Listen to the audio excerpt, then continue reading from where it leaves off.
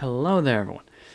So, today I'm going to be doing something a little different. It's before now, most of what I've done on the channel has been focused on analyzing games and, their merits and such, rather than really doing anything with them. And while I'm not going to be doing, playing any games today, I'm going to be dealing with one more directly, because if you didn't read the thumbnail or the title, I am going to be giving the OG Battlefront 2 from 2005 some graphical retouching with reshade, with the goal of making it look just a little bit more like the glorious simulations all the way back on Kamino. But before beginning this process, I do think it's important to note just how impactful lighting and the techniques that reshade uses, being more lighting related, how that can affect a game's overall appearance, as this video is definitely going to show in a minute or two. Because lighting can affect a lot of elements in a game's visuals, with the obvious ones like bloom and HDR being very visually impactful with radiating light and exposure, as well as less obvious effects like ambient occlusion dealing with shadows. And when all these effects, all these various effects are combined, the impact they can have really is very massive and very visible when you compare something side by side. But now, with all that said, we can actually start the actual, part of the video. So the first map I edited was Geonosis, and for this map I had two presets. The first preset I just kind of kept adding and adjusting settings until I found something that looked good. For the second, I actually did go back and watch some of the scenes from the Battle of Geonosis and Attack of the Clones to use those as somewhat of a base to create something a bit more grounded but still good looking. And both these presets do actually use widely the same effects, but with different settings and balances. And I'll just quickly kind of go over the effects I used, which were, of course, levels, which affects white and black points in the image, making certain parts lighter and some parts darker. Luma Sharpen, which does more or less what it sounds like, making things more sharp and cleaning up edges, and it gives some textures a bit more depth. I also used effects like Bloom and Ambient Light, which allow light to radiate more strongly from their source, making the light sources not only brighter, but have more of an impact on the things surrounding them. So instead of just kind of a brighter texture on light sources, they actually affect like nearby NPCs or just static assets. I also use a tone map effect, which adjusts the gamma and exposure levels in the image as well as its saturation. And then another effect I used was a tilt shift to blur the horizon. And though this effect normally blurs areas that would be covered by something like cinematic bars at the top and bottom of the screen, I only use the top half for the horizon because none of the other autofocus DOFs would actually work for whatever reason. And then I finally used a vignette effect to darken things around the edges and add some focus to the image.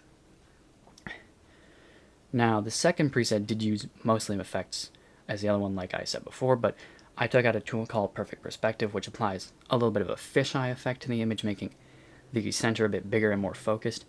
And then I added an HDR effect to adjust edges exposure, but I did balance the effects in common at different levels, like I said before, to get the more grounded aesthetic.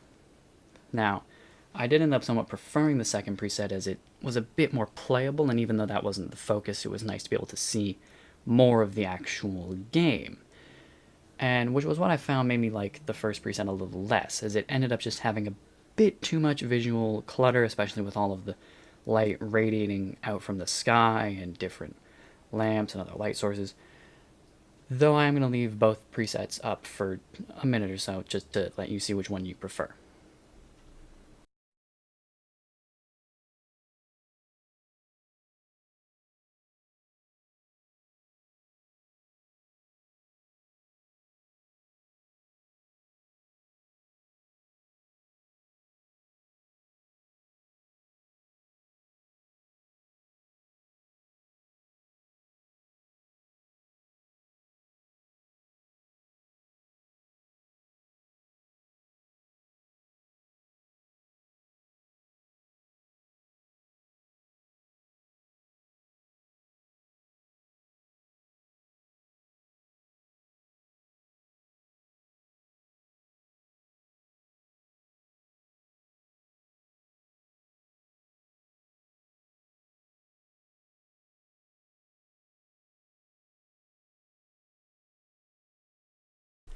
Now, the second map I'm going to cover in this video that I edited was Kamino, and here I decided to, rather than increase the vibrance like I did on Geonosis, I decided to make it a little less saturated, and this resulted in, of course, a more black and white tone in the background, but with some color still left in the parts where it was a much more vibrant thing like clone armor or the blaster bolts, as well as things in the objectives and the UI and all that. So I did again use many of the effects that I had before, but these are of course at different levels and such, and I will go over the new ones I used, which were things like DPX and Vibrance and Emphasize, and these were all pretty much used to just reduce the saturation in the image as well as kind of up and change the contrast.